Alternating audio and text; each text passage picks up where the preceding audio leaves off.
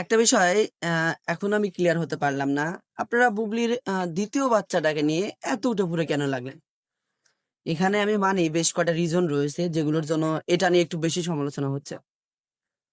শবনম বুবলি আ বাচ্চার মা হওয়ার ইস্যুটা কিন্তু আজকে ১ম নয়। অনেক আগে থেকে বিষয়টা আলোচনা হচ্ছিল। তিনি কন্যা সন্তান বা তিনি ২য় সন্তানের মা হতে চাবেন এই বিষয়টি নিয়ে। শুরুতেই তাকে জিজ্ঞেস করলে বিষয়টা বারবারই তিনি এড়িয়ে যান। মিডিয়ার লোকজন যখন গুঞ্জনটা শুরু হয়, মিডিয়ার লোকজন তার সাথে বারবার যোগাযোগ করতে গেলে তিনি বারবারই বিষয়টি এড়িয়ে যান। পরবর্তীতে তিনি ভিসা পাসপোর্ট দেখিয়ে বলেন খুব তাড়াতাড়ি তিনি আমেরিকাতে চলে যাবেন। তারপরে একটা সিনেমার পরিচালকও বলেছিলেন যে শবনম বুবলি ২য় বাচ্চার জন্ম দিতে আমেরিকাতে চলে যাবে। তিনি আরো বলেছিলেন যে বাচ্চা পেটে নিয়ে নাকি যিনি সিনেমার বাকি কাজটুকুও করতে পারবেন না। তিনি চলে যাবেন দেশের বাইরে বাচ্চা জন্ম দেওয়ার জন্য। হ্যাঁ? বুবলি কিন্তু এ সম্পর্কে কোনো কিছু বলেনি শুরুতে। তারপরেতে গত রোজার ঈদে কিন্তু 'প্রেসার কুকার' সিনেমা রিলিজ পেয়েছে। তারপরে 'প্রেসার কুকার' সিনেমা রিলিজ পাওয়ার পরে 'প্রেসার কুকার' সিনেমার কোনো প্রেস মিটিং এ তাকে দেখা যায়নি।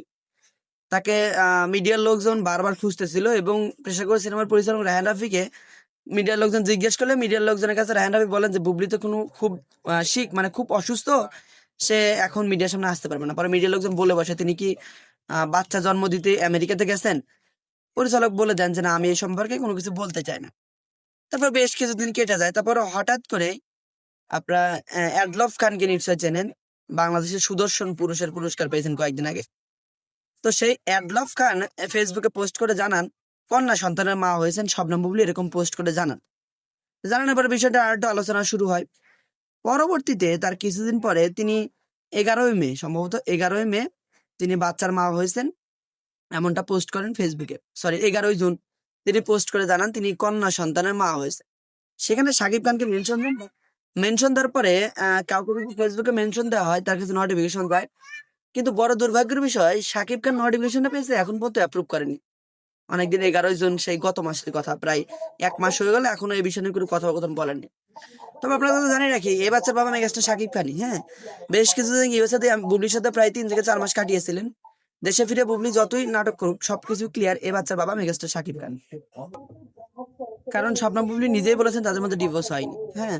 তো বিষয়টা নিয়ে একটু মাতামাতি না করলেই বোধহয় ভালো হবে। তাদের ব্যক্তিগত বিষয়। আর তারা আসলে এমন লুকোচুরি কেন করে বিষয়টা আসলে তারাই ভালো জানেন। বাচ্চার মা হয়েছেন স্বপ্নবুল বিষয়টা সবার সামনে বলে দিলেই হয় যায়। শাকিব খান যদি মুখটা খোলে বিষয়টা ক্লিয়ার হয়ে যায়। কিন্তু তিনি বারবারই এরকম কেন করেন এই বিষয়টা না আসলে মাথায় আসে না।